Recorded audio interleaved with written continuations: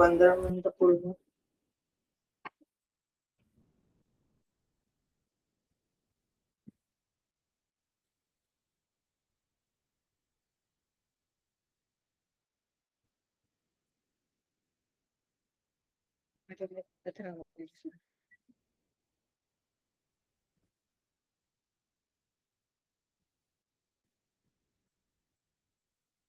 हा, तर इथे आपण काय बघत होतो? टाकीचे घनफळ आपल्याला काढायचे. टाकीमध्ये किती पाणी मावेल लिटर मध्ये काढायचं. म्हणजे लिटर मध्ये काढण्यासाठी आधी घनफळ काढा आणि इंटू 1000 ने गुणायचे. तर एक गोष्ट लक्षात ठेवायची मुलांना, हे खूप इम्पॉर्टंट आहे, की तुम्ही जर सेंटीमीटर क्यूबचं लिटर मध्ये करायचंय, जसं मगाशी आपण बघितलं की सेंटीमीटर क्यूबचं जर लिटर मध्ये करायचंय तर त्याला 1000 ने भागायचं असतं. 1 लिटर असतो की नाही, 1 लिटर तो म्हणजे 1000 सेंटीमीटर घन असतो. म्हणून तुमचं जेव्हा सेंटीमीटर घनामध्ये येईल ना घनफळ, म्हणजे तुम्हाला जर लांबी, रुंदी, उंची किंवा ज्या पण गोष्टी त्रिज्या वगैरे सेंटीमीटर दिले तर घनफळ सेंटीमीटर घनामध्ये येणार आहे. पण तुम्हाला जर मीटर मध्ये दिल्या, मीटर मध्ये, तर 1 मीटर घन म्हणजे 1000 लिटर असतं. म्हणजे जर तुमच्या मिती ज्या आहेत त्या मीटर मध्ये आहेत, म्हणजे लांबी, रुंदी, उंची जे काय त्रिज्या बिज्या मीटर मध्ये असेल तर तुमचं घनफळ मीटर घनामध्ये येणार. बरोबर आहे. मग मीटर घनाचं लिटर मध्ये करायचं तर 1000 ने गुणा, आणि सेंटीमीटर घनाचं लिटर मध्ये करायचं तर 1000 ने भागा. मीटर घनाचं लिटर मध्ये करायचंय, मीटर घनाचं लिटर मध्ये करायचंय तर 1000 ने गुणायचं, आणि सेंटीमीटर घनाचं लिटर मध्ये करायचं तर 1000 ने भागणं आहे. तुम्हाला ही गोष्ट लक्षात ठेवायची, किंवा कुठेतरी असं लिहून ठेवा की जर तुम्ही आपल्या शब्दात लिहायचं की जर सेंटीमीटर घनाचं, समजा घनफळ तुमचं सेंटीमीटर घनामध्ये आलं तर सेंटीमीटर घनाचे लिटर मध्ये रूपांतर करताना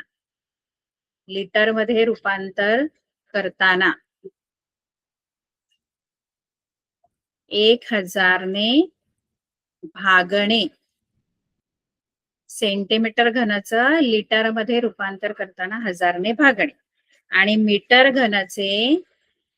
मीटर घनामध्ये जर आलं घनफळ, मीटर घनाचे लिटर मध्ये रूपांतर करताना 1000 ने गुणणे.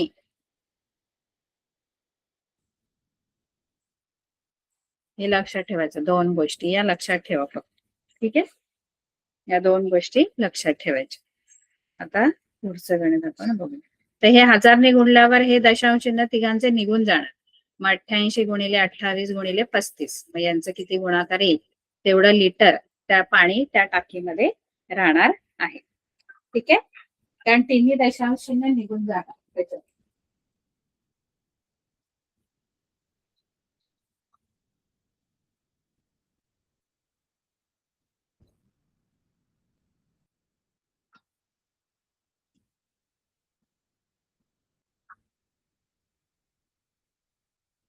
तर आता पुढचं, हा, तर इथे काय दिलंय, एका व्यक्तीला रोज सरासरी 70 लिटर पाणी लागतं, तर पूर्ण भरलेल्या टाकीतील पाणी रोज किती व्यक्तींना पुरेल.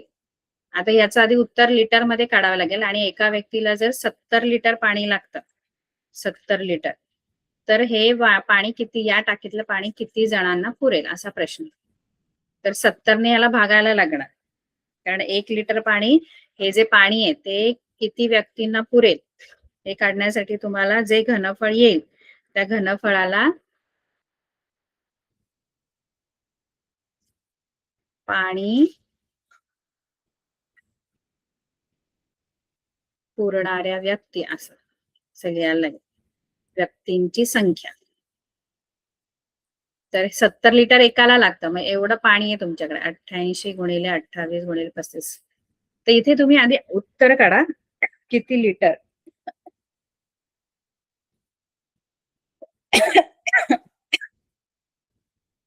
तुम्हाला इथे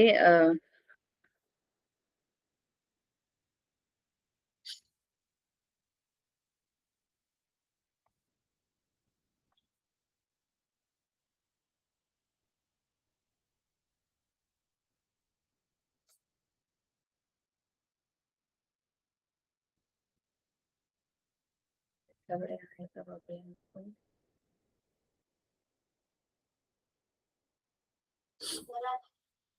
हा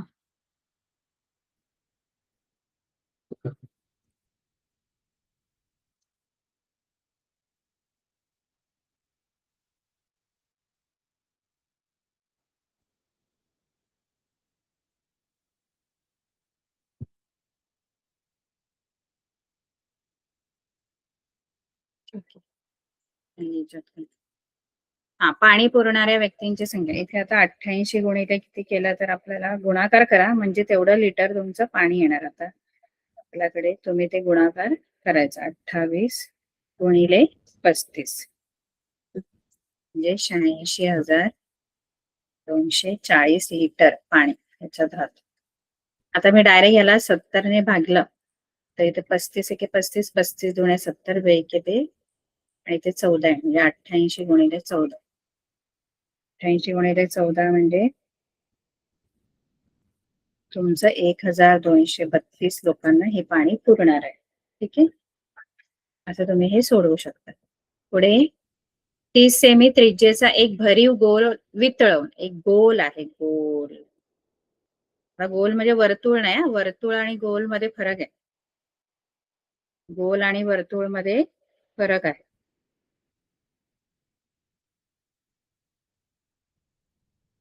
वर्तुळ म्हणजे ही टू डायमेन्शनल जे आहे ते वर्तुळ आहे आणि 3 डायमेन्शनल जे आहे ते आपला गोल असतो. ठीक आहे, म्हणजे पृथ्वी कशी आहे तशी. तर हा जो गोल आहे याची त्रिज्या जी आहे ती किती दिली आहे? त्रिज्या आपल्याला इथून असं त्रिज्या जी आहे ती 10 सेमी आपल्याला दिलेली आहे. नाही, 30 सेमी त्रिज्येचा आहे गोल. सॉरी, 30 सेमी त्रिज्येचा गोल आहे. हा वितळवला, 30 सेमी त्रिज्येचा गोल वितळवला आणि वितळवून त्याच्यापासून एक ना वृत्तचिती बनवली. शंकू नाही, वृत्तचिती तयार केलेली आहे अशी. याच पासून यालाच वितळवून एक वृत्तचिती बनवली. त्या वृत्तचितीची जी त्रिज्या आहे ती 10 आहे आणि उंची जी आहे ती 6 सेमी आहे. असे जे वृत्तचिती बनवलंय, हा एकच गोल होता मोठा 30 सेमी त्रिज्येचा, तो वितळवला आणि त्याच्यापासून एवढ्या वृत्तचिती तयार केल्या. तर एवढ्या वृत्तचिती किती तयार होतील असा प्रश्न आहे, की अशा एवढ्या डायमेन्शनच्या म्हणजे एवढ्या आकाराच्या या गोलाला वितळवून, 30 सेमी त्रिज्येचा गोल आहे त्याला वितळवून एवढ्या जर वृत्तचिती बनवायच्या असतील तर त्या किती बनतील या गोलाला वितळवून. आता या गोलाला वितळवलं तर जे मटेरियल आहे किंवा ज्याचा तो बनलेला आहे, जसं आता समजा तो लोखंडाचा गोल आहे, तर ते जे लोखंड असणार वितळवलेलं त्याचं घनफळ जे आहे आणि एकूण ज्या वृत्तचिती तयार होतील सगळ्या मिळून त्यांचं घनफळ हे सारखं असणार. मग आपण वृत्तचितींची संख्या कशी मिळणार माहितीये का? आता समजा ह्याचं घनफळ समजा आलं एक आपण अंदाज की समजा 1000 सेंटीमीटर क्यूब, सेंटीमीटर घन असं याचं घनफळ आलं आणि याचं घनफळ समजा आलं 100 सेंटीमीटर क्यूब. तर या गोलाला वितळवून एवढे वृत्तचिती किती तयार होतील? आता ह्याचं घनफळ 1000 आहे, याचं 100 आहे. 100 असे याच्यापासून जे आपल्याला वृत्तचिती मिळणार आहे त्या 10 मिळणार. मग 10 कसं उत्तर काढलं? गोलाचं घनफळ भागिले वृत्तचितीचं घनफळ हे जर तुम्ही केलं तर 10 उत्तर मिळेल. म्हणजे आपल्याला वृत्तचिती किती तयार झालाय हे जर पाहिजे असेल तर आपण काय करायचं? गोलाच्या घनफळाला गोलाचे घनफळ भागिले वृत्तचितीचे घनफळ. ठीक आहे, असं आपलं सूत्र आहे.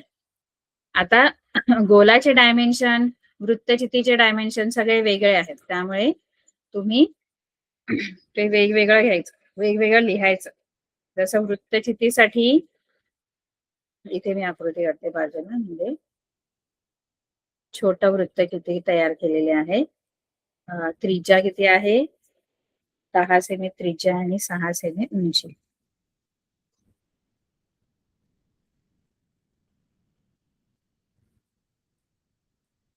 तर आपला जो गोल आहे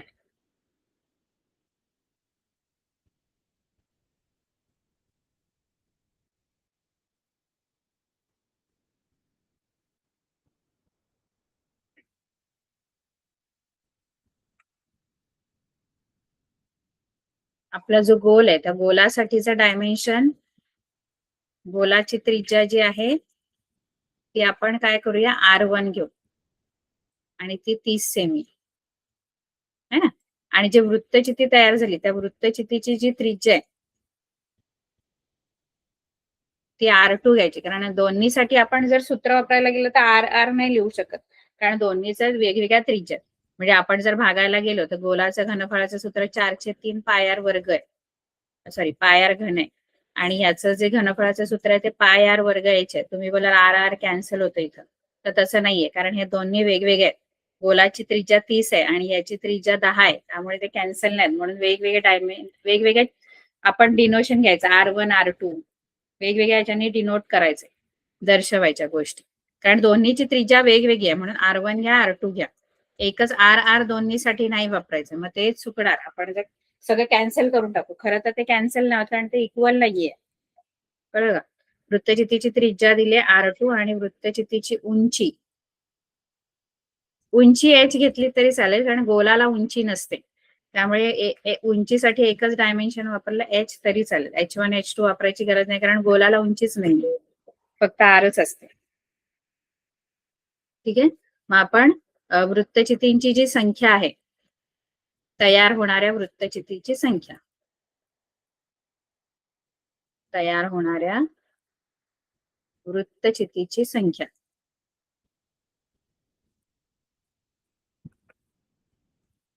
बरोबर गोलाचे घनफळ भागिले वृत्तचितीचे घनफळ. मग गोलाचे घनफळ 4/3 पाय R1 घन आणि याचं पाय R2 वर्ग H. पाय पाय कॅन्सल होईल आणि मग पुढे तुमचं जे आहे इथे 4/3 येईल, पाय कॅन्सल झाल्यामुळे R1 वर्ग. आता R1 घन येणार. तेच करूया आपण, इथे वरती करूया. हे लिहायचं असतं म्हणून मी तुम्हाला सांगितलेलं आहे. तर हे मी रब करते आणि ते सॉल्व्ह करते, म्हणजे तिथल्या तिथे आपल्याला उत्तर मिळेल, नवीन पेज नाही देत.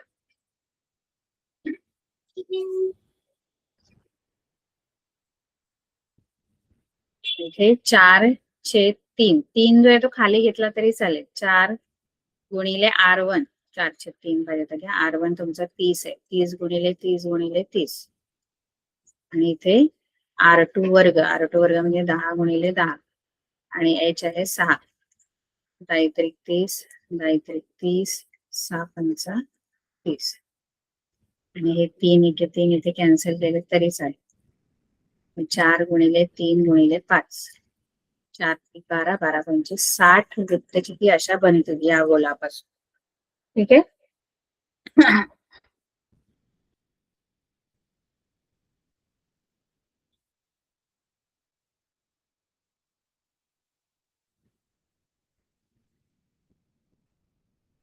तर इथे दिले सर्कसच्या तंबूचा खालचा भाग वृत्तचिती आकाराचा व त्याच्या वरचा भाग शंकूच्या आकाराचा आहे.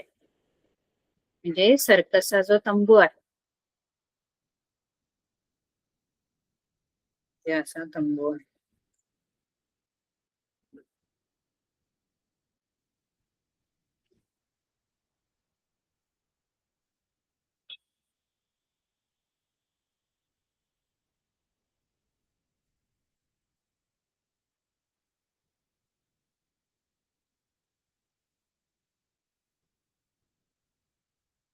तंबू जो आहे तो असा आहे, सर्कसचा तंबू.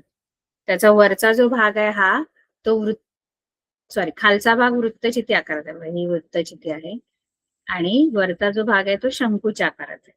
ठीक आहे. आता तंबूच्या तळाचा जो व्यास आहे हा पूर्ण व्यास दिलाय, त्रिज्याने दिले, व्यास म्हणजे D दिलेला आहे ना. D किती आहे, 48 मीटर. आणि उंची जी वृत्तचितीचा भागाची ही जी उंची आहे फक्त वृत्तचिती, खालची शंकूची उंची नाही दिली, वृत्तचितीच्या भागाची उंची, म्हणजे मी H1 घेते. हे सगळं वृत्तचितीसाठीच आहे.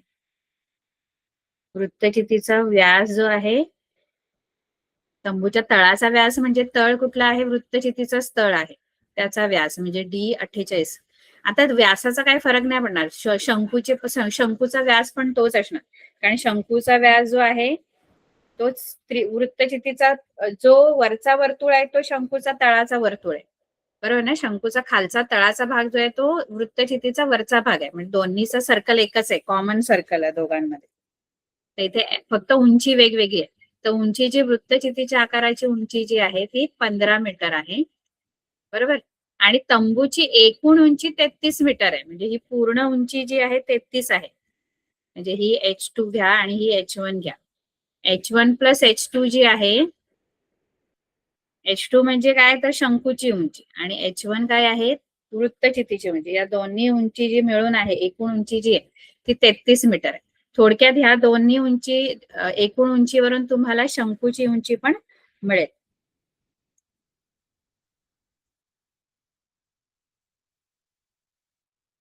तेहतीस मीटर, ठीक आहे.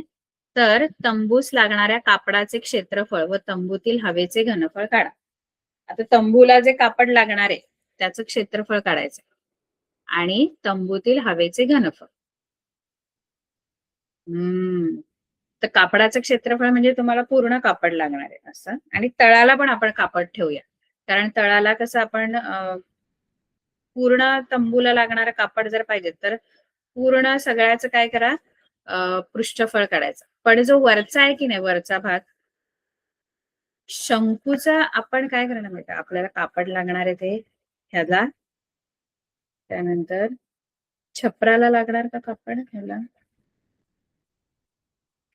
वक्र पृष्ठफळ काढा, दोन्हीचं वक्र पृष्ठफळ.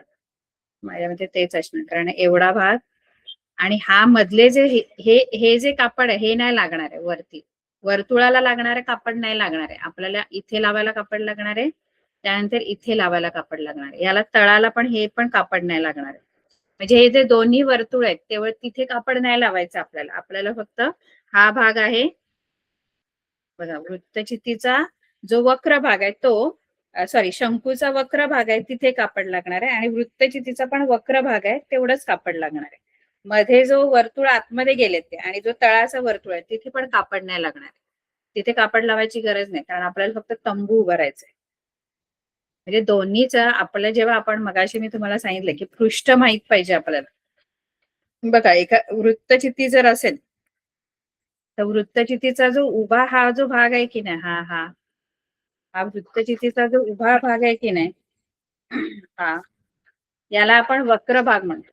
मग तंबूचा जो वृत्तचितीचा जो भाग आहे तंबूचा, तो इथेच मी कापड लावणार आहे, हा आणि हा भाग नाही, हा तळाला जातो वृत्तचितीचा भाग आहे ना. म्हणजे फक्त वक्र पृष्ठफळ घ्यायचंय तुम्हाला वृत्तचितीचं, आणि वरचा जो शंकू आहे त्या शंकूचा पण तळाचा भाग नाही घ्यायचा, कारण तो हा वर्तुळ आहे, तो तिथे तर कापड नाही लावायचं आपल्याला, फक्त हा एवढा भाग जो आहे तो पण भाग कोणता आहे, वक्र भागच आहे.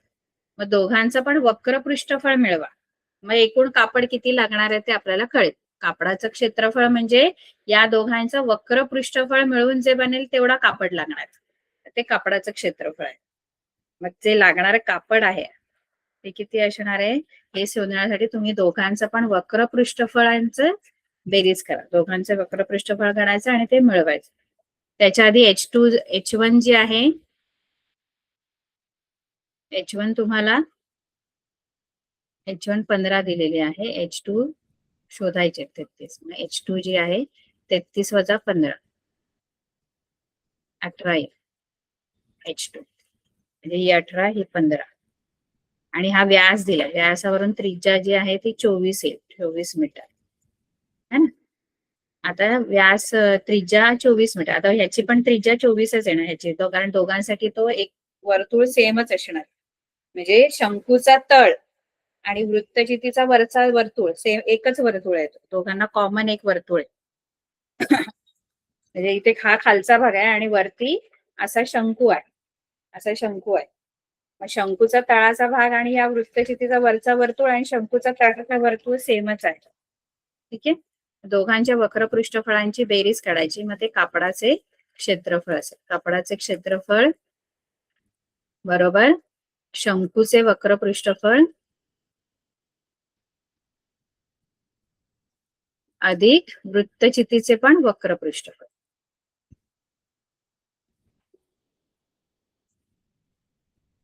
आता शंकूचं वक्र पृष्ठफळ तुम्हाला काढता येईल, सॉरी वृत्तचितीचं वक्र पृष्ठफळ काढता येईल कारण 2 पाय आर एच आहे. पण याचं वक्र पृष्ठफळ काढण्यासाठी तुम्हाला एल लागेल. इथे एल तुमच्याकडे नाहीये शंकूसाठी.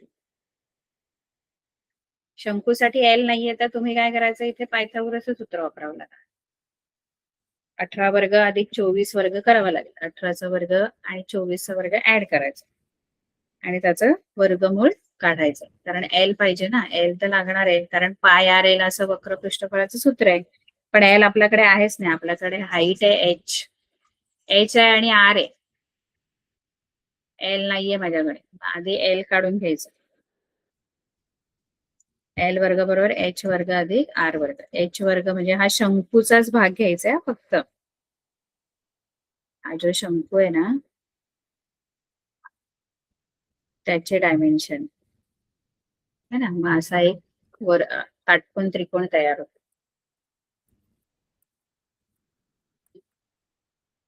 असा एक काटकोन त्रिकोण. ही 18 आहे H2, ही 24 आहे आर, ही 18 आहे. ठीक आहे, तर तुम्हाला हा एल किती आहे ते काढायचं. एल वर्ग बरोबर 18 वर्ग अधिक 24 वर्ग. 18 वर्ग 324 येईल, 24 वर्ग 576 आहे. 0,0,9 900 म्हणजे एल स्क्वेअर 900 याला एल 30 आहे. एल पृष्ठफळ काढायचं.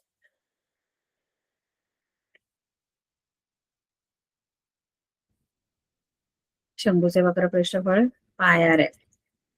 आता आर दोघांचं पण सेम आहे त्यामुळे आर लिहिलं तरी चालेल. इथे 2 पाय आर एच, त्याचं H1 घेतो आणि हाईट वेगवेगळी, रेडियस सेम. पाय कॉमन काढा, आर पण कॉमन काढा.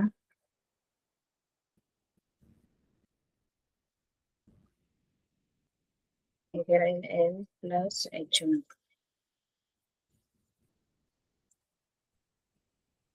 एल 30 आहे, H1 15 आहे. 22/7 इंटू आर किती आहे, आर 24 आहे इंटू 45. 3.14 आहे का, 3.14 घ्या पाय आणि हे मल्टिप्लिकेशन करा, हे एवढं त्या कापडाचं क्षेत्रफळ असतं. आणि हवेचे घनफळ पाहिजे तर दोघांच्या घनफळाची बेरीज करा फक्त. ह्याचं घनफळ काढायचं, शंकूचं घनफळ म्हणजे वरचा जो भाग आहे त्याचं घनफळाचं सूत्र वापरायचं, 1/3 पाय आर वर्ग एच आणि खाली H2 येईल, पाय आर वर्ग H2 आणि ह्याचं येईल पाय आर वर्ग H1. याला ऍड करा. दोन्हीच्या व्हॅल्यू H1 आणि H2 च्या वेगळ्या आहेत, आर सेम आहे, दोघांना ऍड करायचं की हवेचं घनफळ मिळेल. बघा हवेचं घनफळ जर हवे तुम्हाला,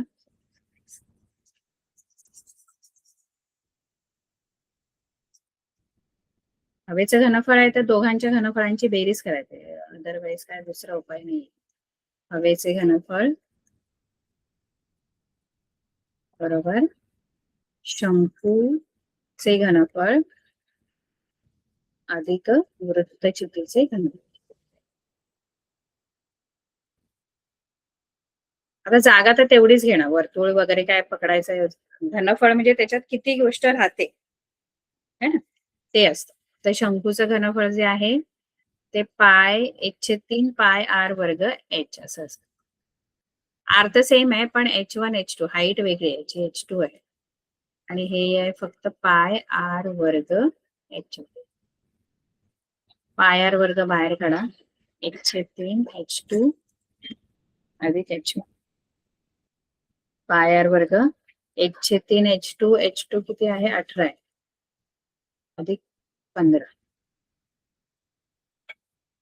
3/3 3/8 आणि 15 अधिक 6 म्हणजे 21.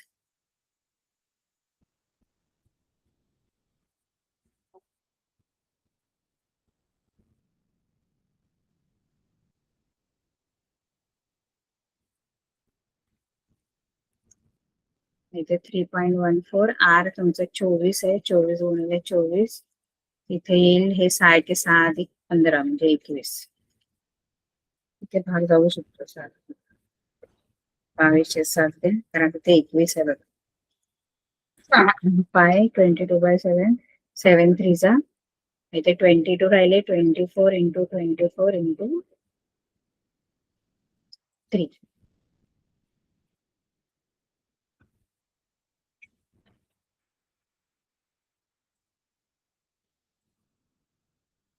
हे एवढं मीटर घन हे हवेचं घनफळ आहे.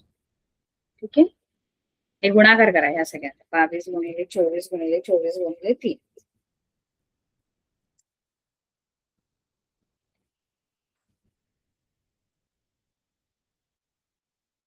हे पण असं वितळवण्याचं आहे. तर वितळवण्याचं तर शंकू तयार केला तर घनफळ सेम असणार. एकच तयार केलं त्यामुळे दोघांचं घनफळ इक्वल असणार. त्यामुळे तळाची त्रिज्या तुम्ही काढू शकता. याच्यासाठी बाकी तर सोपे आहेत. बाकी तर तुम्ही सोडू शकता. या गणितासाठी तुम्ही काय लिहिणार? इष्टिका चितीचे घनफळ, कारण तो एकच इष्टिका चिती आहे जो वितळवून त्याचाच शंकू एकच तयार केलाय. म्हणजे दोघांचं घनफळ एकच आहे. मग अशी किती वृत्तचिती तयार झाले ते विचारले होते. म्हणजे ते छोटे वृत्तचिती आहेत. तर ते किती वृत्तचिती तयार झाल्या याच्यासाठी जो गोल वितळवला आपण त्या गोलाचे घनफळ भागिले त्या वृत्तचितीचं घनफळ. आता हे दोघं एकाच इष्टिका चितीला वितळवून एकच शंकू तयार केला. याचा अर्थ इष्टिका चितीचं घनफळ आणि त्या एका शंकूचं घनफळ सेम आहे. इथे एल गुणिले बी गुणिले एच 1/3 पाय आर वर्ग H2 है ना.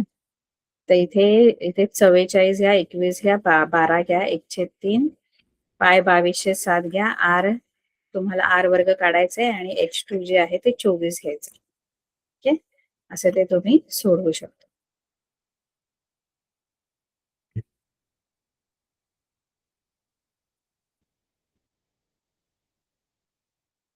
हे पण सेम तसंच आहे. एक टाकी आहे ही आणि हा जग आहे. तर तुम्हाला विचारलं की ही टाकी भरण्यासाठी हे किती जग ह्याच्यात ओतावे लागतात. तर पुन्हा तेच आहे की जगची संख्या जर पाहिजे तर जगची संख्या तुम्हाला जर हवी की किती जग भरण्यासाठी ही टाकी भरण्यासाठी किती जग ओतावे लागते तर त्याच्यासाठी हा जो वृत्तचितीची टाकी आहे त्याचं घनफळ, वृत्तचितीच्या टाकीचे घनफळ भागिले त्या शंकूच्या आकाराच्या मगचे जगचे घनफळ. मग टाकीच्या घनफळाचं सूत्र पाय R1 वर्ग H1. दोन्ही पण वेगवेगळे आहेत, त्रिज्या आणि उंची. आणि शंकू आहे 1/3 पाय R2 वर्ग H2 है ना. पाय पाय तर जाणार. हा 3 जो आहे तो भागिले आहे इथे, तो वरती जाणार गुणिले. म्हणजे हा जो आहे ना हा वरती जाणार. ठीक आहे. असं असेल ना, म्हणजे असं असेल 2/4 1/3. तर इथे हे आणि हे एकत्र येतात आणि हे एकत्र येतात. म्हणजे 2 3 बरोबर जातो आणि हा 4 1 बरोबर. हा जो 3 आहे तो इथे जाणार. इथे 1 आहे ना, तो वरच्या ह्याच्यामध्ये जाणार. इथे जर काय खाली असेल तर तो खाली येणार याच्या बरोबर, या 1 बरोबर. हा 3 जो आहे तो वरती जाईल. R1 किती? R1 म्हणजे वृत्तचितीचा R1 7 दिलेला आहे. मग 7 गुणिले 7 आणि H1 त्यांनी 10 उंची 10 दिली. आणि इथे 3 हा वरती गेला. R2 वर्ग, R2 म्हणजे याची जी त्रिज्या आहे ती 3.5 दिलेली आहे आणि उंची 10 दिलेली आहे. तर 10 10 जाणार 3.5 चा डबल आहे. 3 दुणे 6 दुणे 12 येणार उत्तर. ठीक आहे.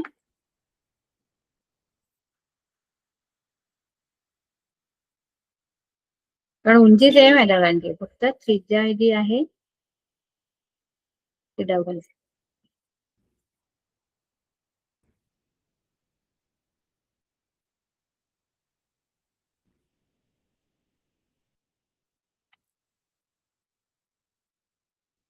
हे तर मगाशी आपलं तंबूच आहे तसंच आहे. संपूर्ण घनाकृतीची उंची काढायची, याची उंची काढायची.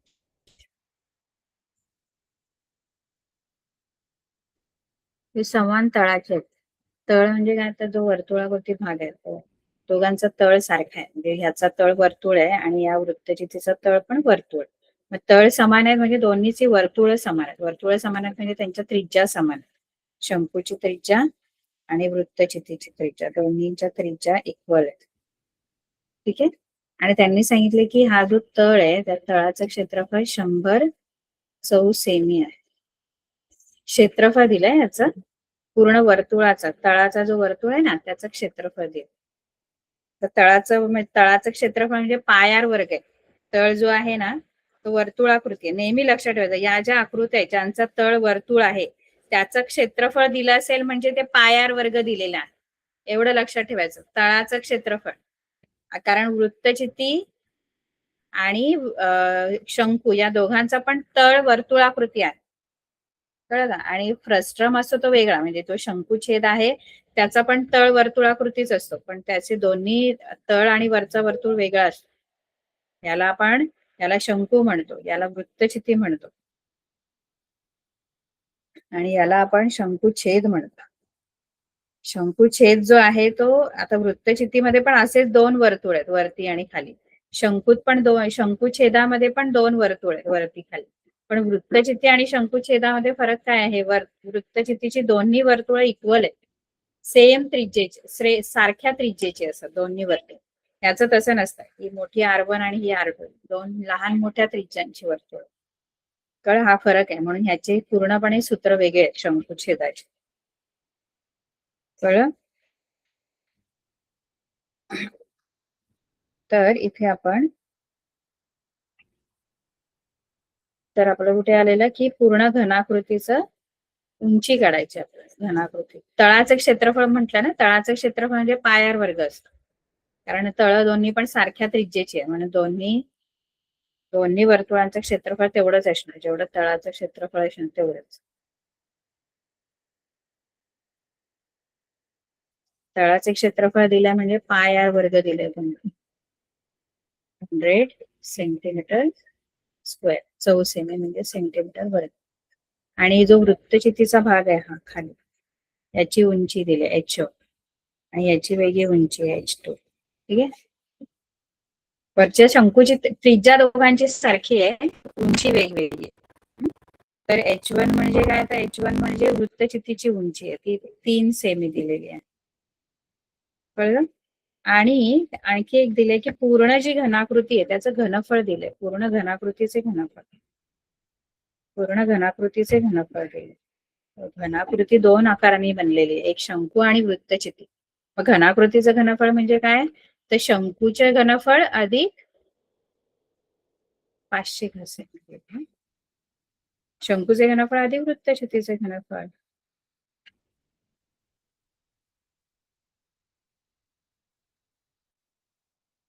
मग आपण घनाकृतीचं घनफळ वापरून आपण याची उंची काढायची पूर्ण, H1 अधिक H2 काढायचं.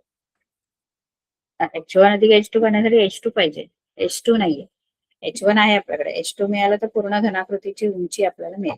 घनाकृतीचे घनफळ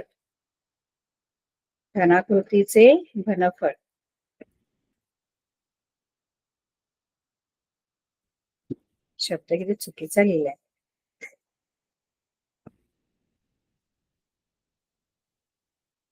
घनाकृतीचे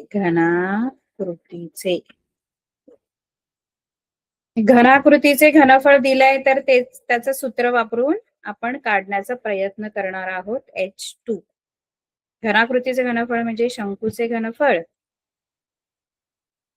अधिक वृत्तचितीचे घनफळ.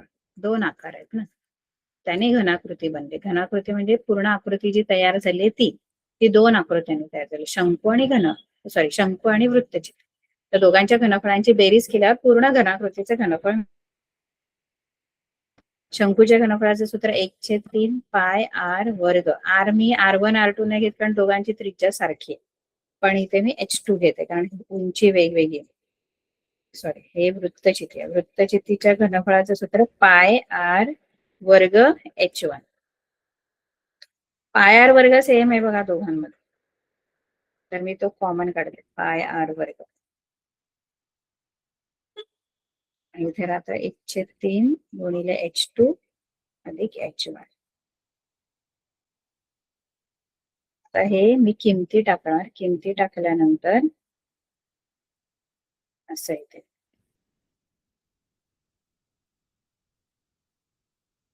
बघा, घनाकृतीचे घनफळ 500 आहे.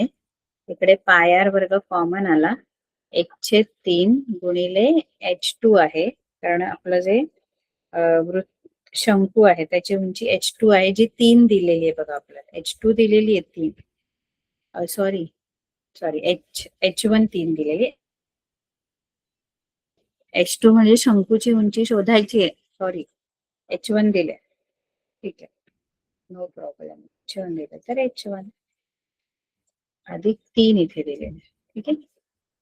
आता बघा, आपण तळाचं क्षेत्रफळ आपल्याला दिलं होतं 100. पाय आर वर्ग हा तळाचं क्षेत्रफळाचं सूत्र, 1/3 गुणिले H2 अधिक 3. आता हा 100 इथे ब्रॅकेटला गुणिले, तो इकडे गेल्यावर भागिले होणार. 500 भागिले 100 अधिक 3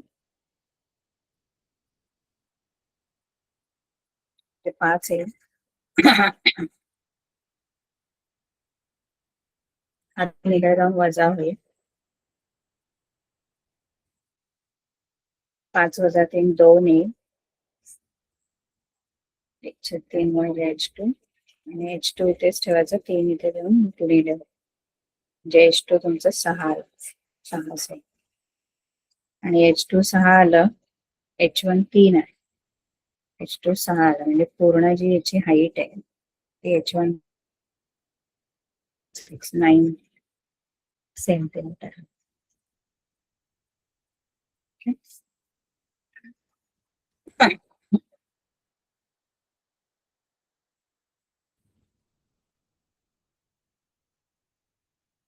तर इथे पण आपल्याला खेळण्याचं एकूण पृष्ठफळ पाहिजे, तर काय करायचं, हा जो वृत्तचिती आहे त्याचं वक्र पृष्ठफळ काढायचं.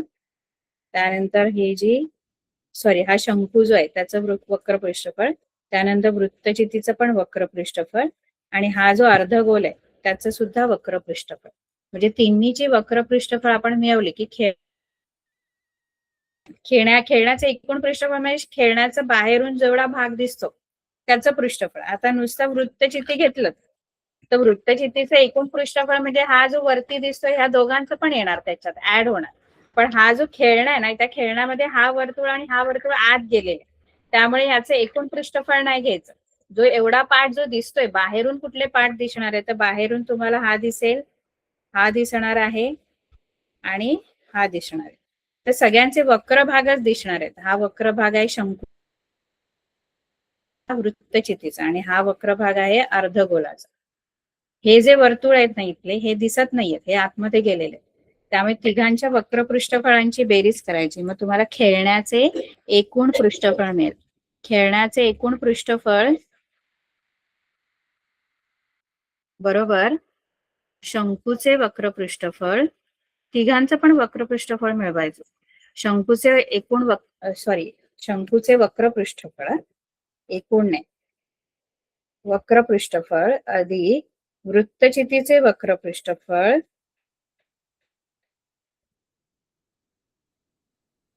अधिक तुमचं याचं काय, अर्धगोल आहे, अर्धगोल आहे ना हा, अर्धगोल आहे. असं तीन शेपने ती बनलेली आकृती, 3 आकार एकत्र येते आकृती आहे. असा आहे शंकू. ठीक आहे. त्यानंतर आहे इथे आहे अशी वृत्तचिती, आणि आणखी काय आहे त्याच्यामध्ये, एक आहे असा अर्धगोल. असं खेळ आहे. मग अर्धगोलाचं त्याचं पण वक्र भाग आले, सगळ्याचे वक्र भाग. आता दिसतोय रेषा, पण तो असं खेळणं आहे ना, घनाकृती खेळणे. तिन्हीचं वक्रपृष्ठफळ मिळवा. ठीक आहे. तर हे एवढी गणित सोडवायचे. ओके, ठीक आहे. बाकीच आपला वेळ मिळाला तर पुढचं बघूया पुढच्या वेळेस. ठीक आहे.